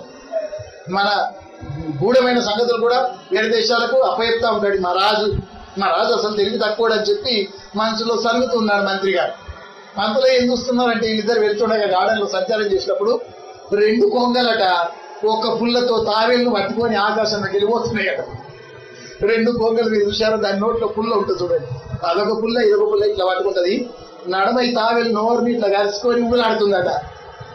దాన్ని వేరే చెరువులకి కొంగలు తీసుకుపోతా ఉన్నాయి. తావేలు అంటే గుర్తే కదా మీకు, నా మొక్క చూసారండి అలా. అయితే ఇవి తీసుకుపోతా ఉన్నాయి. తీసుకుపోయేటప్పుడు రాజుగారు వెంటనే నోరు తెరిచాడు. మంత్రి చూశారా, వాళ్ళు తావేళ్ళు నడి ఆకాశంలోకి తీసుకుపోతున్నాయి చూడు అని చెప్పి రాజుగారు ఇలా చేసి చూపించారట. చూపించేసరికి తావేలుకు చాలా కోపం వచ్చిందట.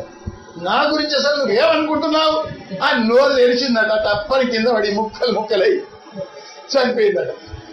అప్పుడు మంత్రి ఏం జరిగిందయ్యా, గిట్ల జరిగింది, ఈయన ముఖండి పడేదట. అది ఏం జరిగిందయ్యా అని అడిగేసరికి మంత్రి గారు చెట్టుకొని అంటించిందట. ఏమని అంటించు, వేల పాల లేకుండా వ్యర్థమైన మాటలు పలికేటోళ్ళ గతి గింతే, వేల పాల లేకుండా వ్యర్థమైన మాటలు పలికేటోళ్ళ గతి ఇంతే అన్నాడట. ఇక టక్కన రాజుగారు నోరు మూసిందట. నిజమే కదా, వేల పాల లేకుండా ఏవో మాటలు ఎక్కడ వరకల్లో ఎక్కడ వరకకూడదు ఆలోచించకుండా పలికితే వాళ్ళ గతి ఇంతే, ఆ తావేలు చచ్చిపోయినట్టే చనిపోతామని చెప్పి మంత్రి గారు ఇంత బోధ చేశాడు. దేవుడికి స్తోత్రం. మనకు కూడా పౌరులు భక్తుడు ఎంత మంచి మాటలు చెప్తున్నాడు. కొరుకుడు కుండులాగా మీ మాటలు పాకపోకుండా ఎంతో జాగ్రత్త పడండి. ఈ రోజుల్లో ఏసుకోవడం ఎట్లా మౌనం ధరించిందో కొన్ని చోట్ల అలాగా పిలాతు ముందు మౌనం, వేరోజు ముందు మౌనం. చూడండి, ఆయన పట్టుబట్టి అడుగుతాను, నువ్వు రాజువా అని ఎంత క్లుప్తమైన జవాబు ఇచ్చాడు. ఒక చోట నీవన్నట్టు నేనంటే నువ్వన్నట్టు రాజు, నువ్వు నాకు అంతపురం ఉంది, నాకు బంగారు రావులు ఉన్నాయి, దాని ముందు నీ బిల్డింగ్ ఎంత ఉత్త చెత్తకు నీ పనికి రాదు నీ బిల్డింగ్ అన్నడా. ఆయన అసలు గొప్ప రాజు కూడా చూస్తే ఆకాశాలు ఆయన వశంలో ఉన్నాయి. అక్కడ బంగారు ఎండు ఉంటాయి, మొత్తం మనలు మాణిక్యాలు అతికించిన గొడవలు ఉంటాయి అని చెప్పాడు. ఇవన్నీ చెప్పలేయా, నువ్వు అన్నట్టే అన్నాడు. ఎంత షార్ట్ కట్ చూడండి. ప్రభు ఎక్కడ ఏ మాట పలికల్లో ఆయనలాగా ఏ నరుడు కూడా నేటికి పలకజాలలేదు. అంత గొప్ప దేవుడు మన దేవుడు. నోరు కాపాడుకున్నాడు, మనసు కాపాడుకున్నాడు, కళ్ళు కాపాడుకున్నాడు. ఆయన వేరే పరిశుద్ధుడు. దేవుడికి స్తోత్రం. ఈ గ్రంథమే పరిశుద్ధ గ్రంథం, అవును కదా. యెహోవా మందిరంలో అతిథిగా ఉండదగిన వాడెవడు? దాని కింద పెద్ద లిస్టు.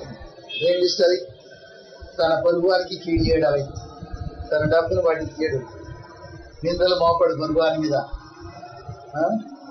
భక్తిహీనులు ఆయనకు అసహ్యం.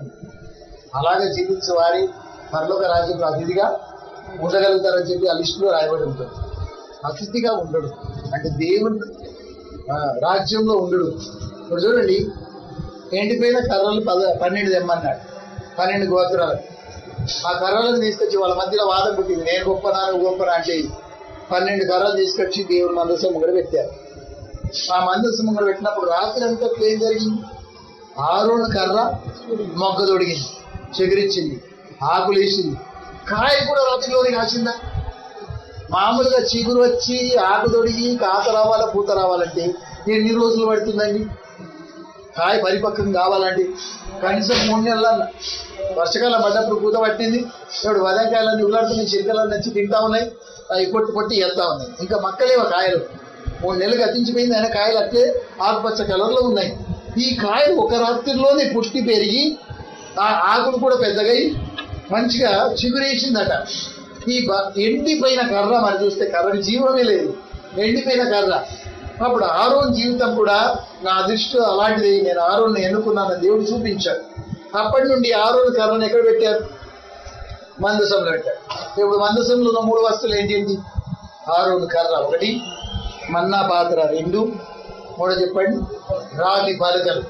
మళ్ళీ చెప్పండి 3 ఏమేమి ఉన్నాయి మందసంలో? ఆరోన్ కర్ర 1, మన్నా పాత్ర 2, రాతి పలకలు 3. మన్నా పాత్రలో ఉన్నది ఏంటి? బంగారు మన్నా పాత్రలో మన్నానే. ఏమన్నా చెప్పండి? మన్నా ఒక దినం ఎక్స్ట్రా ఉంచుకుంటే ఏం జరుగుతుంది? పురుగు పడుతుంది, అది తినరాదు, కుళ్ళిపోతుంది. మరి ఇల్లున్న మంద కుళ్ళిపోతలేదా? అది ఆశ్చర్యం. మరి ఇల్లున్న చెట్టు ఎండిపోతలేదా?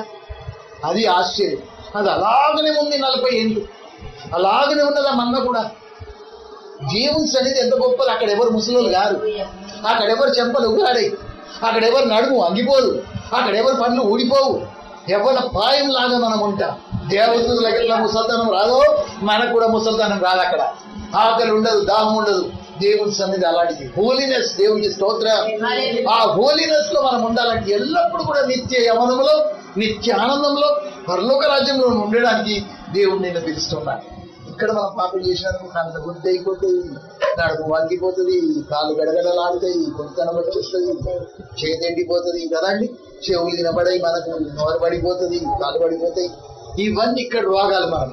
కానీ అక్కడ పరలోకంలో దేవుని సన్నిధిలో మనసులో పెట్టింది ఇంత పవిత్రంగా ఉందండి. పరలోకం చేరిన వారికి ఏమాత్రం ముసల్తనం ఉండదు. హల్లెలూయా. ఒక పాట కూడా గట్టిన వాళ్ళు చిన్నప్పుడు సండే స్కూల్లో పాడేవారు.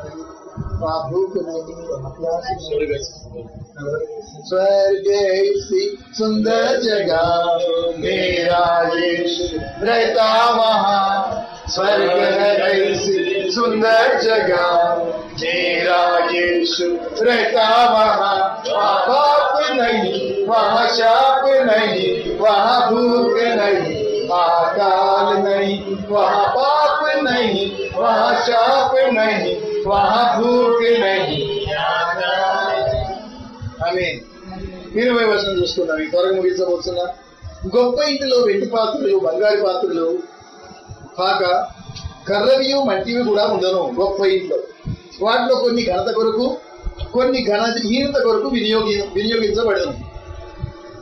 ఎవడైనా నువ్వు వీటిలో చేరక తను తాను పవిత్రపరచుకుని ఎడల వాడు పరిశుద్ధపరచబడి యజమానుడు వాడుకున్నటకు అర్హమైన ప్రతి సత్కార్యమునకు సిద్ధపరచబడిన ఘనత నిమిత్తమై పాత్రయుండను. చూడండి, ఒక గొప్ప ఇల్లు ఉంది అనుకోండి, చాలా అందమైన ఇల్లు. ఆ ఇంట్లో ఏమేమి ఉంటాయట? బంగారు పాత్రలు, బంగారు పళ్ళ్యాలు, బంగారు గిన్నెలు, గోల్డెన్ స్పూన్స్, వెండి పాత్రలు, వెండి గిన్నెలు, ఇవి ఉంటాయి. ఇవే కాకుండా కొన్ని కర్రై కూడా ఉంటాయట, కొన్ని ఇనుపై కూడా ఉంటాయట, కొన్ని మట్టి కూడా ఉంటాయట. ఆ మట్టి ఎక్కడ పెడతారు? తీసుకొచ్చి బీరులో పెట్టుకోరు, ఎక్కడో అంపుల దగ్గర పడేస్తారు. దాన్ని ఎందుకోసం వాడతారో మీకే తెలుసు.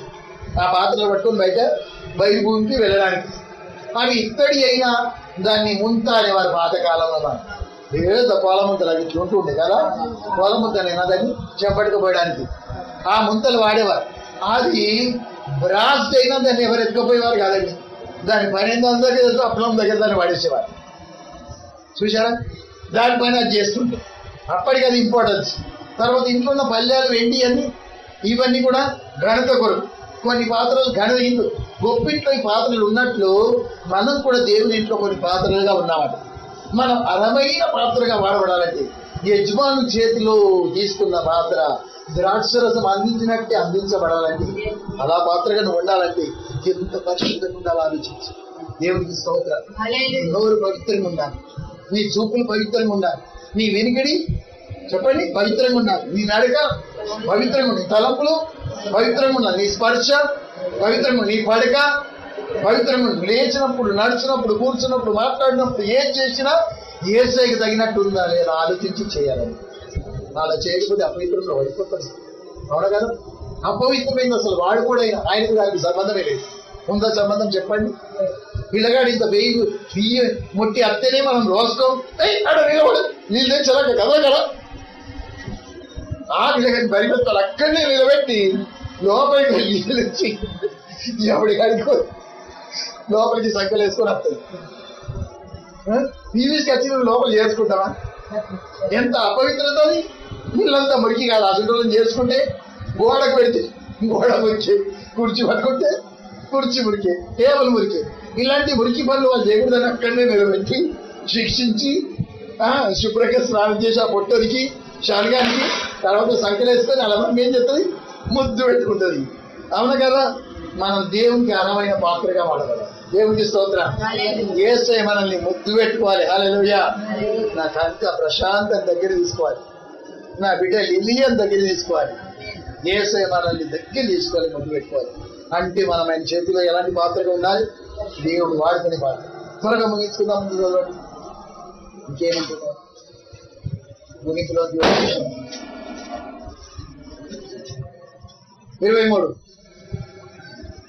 22. యవనేచ్ఛల నుండి పారిపోము, పవిత్ర హృదయులై ప్రభువుకు ప్రార్థన చేయవారితో కూడా నీతిని, విశ్వాసము, ప్రేమను, సమాధానము వెంటాడును. దేని నుండి పారిపోవాలట? కొన్ని యవనేచ్ఛలు ఉంటాయి మనకు. ఎప్పుడంటే బహుశా 15 ఏజ్ మొదలుకొని 25 ఏజ్ వరకు ఈ శోధనలు ఉంటాయి. ఈ ఏజ్ మధ్యలో ఉన్న వాళ్ళు చాలా శోధించబడతారు. చూపులో పడిపోతారు, టీవీలో పడిపోతారు, సినిమాలలో పడిపోతారు, యవనేచ్ఛలు, త్రాగుట్లో, బీల్సుట్లో, ఇంట్లో పడిపోతారు, డ్రగ్స్ లో పడిపోతారు, వ్యభిచారంలో పడిపోతారు. యవనేచ్ఛల నుండి ఏం చేయాలంటే మనం పారిపోవాలి. పారిపోయిన తర్వాత ఎవరిని ఒకరిని వెంబడించమంటారు. పాస్టర్లు కాదు అక్కడ, విశ్వాసం కూడా కాదు అక్కడ. ఎవరిని వెంబడించాలి? ప్రార్థన చేసేవారిని. ఎవరిని వెంబడించాలి? ఏ సంఘాల్లో ప్రార్థన జరుగుతుందో ఆ ప్రార్థన చేసే గుంపును వెంబడించాలి. అప్పుడు నువ్వేమైతే కట్టతో పోతావు. నీకు బీడీల కట్లు ఉంటాయి, నీకు తాయి కట్లు ఉంటాయి, నీకు పీల్చే కట్లు ఉంటాయి, నీకు బూతులు తిట్టే కట్లు ఉంటాయి, డ్రగ్స్ కట్లు ఉంటాయి. ఆ కట్లు, ఆ ప్రార్థనలు ఏమైపోతాయి? టక్క టక్క టక్క టక్క తెగిపోయి పిచ్చోడికి కట్లు తెగిపోయినట్టే, యేసయ్య విడుదలిచ్చినట్టే, ఆ దయ్యం పట్టినోడు బాగైనట్టే మనం ఏమైపోతాం? బాగైపోతాం. వాళ్ళు ప్రార్థన చేస్తారు. దేవునికి స్తోత్రం. అందుకే స్త్రీల గుంపు కొంతమంది ఉన్నారు. ధన్యులు. ఏ ఇంటికి పోతే ఆ ఇంటికి కట్లు ఏమైపోతాయి? తెగిపోతాయి. అక్కడ బద్ధకాలు ఉడతాయి. ఆ వరం దేవుడు నీకు ఇచ్చాడు. వీళ్ళు వెళ్ళి ప్రార్థన చేసి ఆ వాళ్ళను ప్రార్థన చేసినంటే బాగా ఊగి చప్పట్లు కొట్టి ఆత్మతో నింపబడరు. దయ్యాలు గడగడలాడతాడు. అమ్మో గొప్పది, ఈడికి కూడా వచ్చింది రైలు, ఈడికి కూడా వచ్చింది రైలు అని వాళ్ళు దయ్యాలు మాట్లాడుకుంటారు. హల్లెలూయా. ఇక తల్లి దయ్యం ఒక దాని పిల్ల దయ్యం అంటుందట. తల్లి దయ్యం పడుదునా, దాని మీద పడుదునా అని అంటే తల్లి దయ్యం ఎవరి నీకు కనబడుతుందా? చెవుకు రక్తం గుర్తుంది చూడు, చేతుకున్న బొట్టనేలకు రక్తం గుర్తుంది చూడు, కాలుకు బొట్టనేలకి ఏముంది? ఇక్కడ పెడతారు కదా రక్తం. వేసుకోమన్న రక్షణ వదిలినప్పుడే ఇక్కడ రక్తం పుడతారు, ఇక్కడ రక్తం పుడతాడు. ఆ కాలుకున్న బొట్టనేలకు రక్తం పుడతాడు. తర్వాత మళ్ళా నూనె తీసుకొచ్చి యాజకుడు చేతిలో నూనె పోసుకొని ఆ నూనె మళ్ళీ ఈ రక్తం మీద పెడతాడు, మళ్ళీ బొట్టనేల మీద పెడతాడు, మళ్ళీ కాలుకున్న ఈగల మీద పెడతాడు. పెట్టిన తర్వాత పొదువ నూనెనట ఏం చేస్తాడు? ఆ కుష్ఠరోగి తల మీద పోషిస్తాడు. మనకు కూడా ఒక మహాయాజకుడు ఉన్నాడు. ఎవరైనా మీరు చెప్పాలి. యేసయ్య. దేవునికి స్తోత్రం. కుష్ఠరోగి మనం ఆయన సరికి వెళ్ళాం. మనల్ని ఆయన ఏం చేశాడు? శుద్ధి చేశాడు. తన రక్తాన్ని తీసుకున్నాడు. ఎక్కడ కూర్చాడు? చెవికి కూర్చాడు. ఎక్కడ కూర్చాడు? బొట్టనేలకు కూర్చాడు. ఎక్కడ కూర్చాడు? కాలుకు కూర్చాడు. కాలుకు వచ్చిన తర్వాత మనం ఎటు ఏ వాడకు వెళ్ళినా పిల్ల దయ్యం ఏమంటది? పడుదునా. తల్లి దయ్యం ఏమంటది? నోరుమొయ్యి, రక్తం ఉంది వాళ్ళకి. దేవుడి స్తోత్రం. హల్లెలూయా. మన మీద రక్తం ఉంది. హల్లెలూయా. యేసు రక్తము, రక్తము, రక్తము, యేసు రక్తము, రక్తము, రక్తము, అమూల్యమైన రక్తము, నిష్కలంకమైన రక్తము, అమూల్యమైన రక్తము, నిష్కలంకమైన రక్తము, యేసు రక్తము, రక్తము, రక్తము, యేసు రక్తము, రక్తము. యవనేచ్ఛల నుండి పారిపోయి ప్రార్థన చేసే వారిని వెంబడించాలి. నీతిని, విశ్వాసము, ప్రేమను, సమాధానం వెంటాడాలట. మనం ప్రార్థన చేసి గుంపును సంపాదించుకోవాలి. కొంతమందికి కొన్ని బలిస్తాలు ఉంటాయి. నాకు ఈ బలిత ఉందని ప్రార్థన గుంపు చెప్పుకోవడానికి ఏమాత్రం సిగ్గుపడదు. నా కోసం ప్రార్థన చేయండి అమ్మా, నేను అప్పుడప్పుడు తంబాకు తింటున్నా, లేక అప్పుడప్పుడు నీళ్ళు పడుతున్నా, అప్పుడప్పుడు నేను బూతులు తింటున్నా, అప్పుడప్పుడు కింద కొట్లాడుతున్నా, అప్పుడప్పుడు కింద తప్పుల ద్వారా జరిగిపోతుంది, అబద్ధాలు ఆడుతున్నా అని చెప్పుకోవడానికి మనం సిగ్గుపడాలి. అప్పుడు ఆ గుంపులందరూ ఏం చేస్తారు? సెల్ గ్రూప్ వాళ్ళు ప్రార్థన చేస్తారు నీకోసం. కన్నీళ్ళ ప్రార్థన. ఆడనే కాకుండా తమ ఇళ్ళలో కూడా ప్రార్థన చేస్తారు. ఆడనే కాకుండా సమాజంలో కూడా, సంఘంలో కూడా ప్రార్థన చేస్తారు. ప్రార్థన గుంపు ఎప్పుడైతే ఎక్కైతాయో అప్పుడు నీ కట్లన్నీ ఏమైపోతాయి? సైతాన్ పెట్టిన కట్లన్నీ తింటాయి. నువ్వు విడుదల పొందుతావు. సత్యం మిమ్మల్ని స్వతంత్రులుగా చేయు. దేవునికి స్తోత్రం. You know the truth and truth will set you free. నువ్వు ఫ్రీ వర్డ్ అయిపోతావు. ఇక నీ కట్లన్నీ పంజరమన్నీ పెరిగిపోయబడుతుంది. నేను పంజరంలోకి వెళ్ళి తీసి బయట వదిలేస్తాడు దేవుడు. అంతే. ఆకాశం అంతా నీదే. హల్లెలూయా. సైతాన్ నిన్ను ముట్ట చాలు. అంత గొప్ప అనుభూతి అది. ఆఖరి మాట చదువుకొని ముగించండి. చూడనివ్వండి. 26 దేవుడు ఒకవేళ ఎదురడు వారికి మారు మనసు దయచేయను, అందువలన సాతాను తన ఇష్టం చొప్పున చెరపట్టిన మీరు వారి యూరిలో నుండి తప్పించుకొని మేల్కొనిదరేమో. ప్రభు యొక్క దాసుడు అట్టి వారిని సాత్వికంతోనూ శిక్షించుతూ జగడమాడక అందరి ఎడల సాధుగాను బోధింపు సమర్థుడుగాను కీడును సహించేవాడుగాను ఉండవలెను. అంటే దాసులుగా ఉండదు, జగడమాడుతూ ఉండదట, సాధువులుగా ఉండాలట, బోధింప సామర్థ్యం కలిగి ఉండాలట. బోధ కూడా సామర్థ్యం రావాలి, అలాంటి సమర్థత ఉండాలి. కీడును సహించేవారుగా ఉండాలి. ఎవరైనా కీడు చేస్తే కూడా సహించుకోవాలని దేవుడు మాట్లాడతారు. ఈ 2వ అధ్యాయం దేవుడు దీవించను కాదు. పాస్టర్ గారు ప్రార్థన చేయిస్తారు. పాస్టర్ గారు ప్రార్థన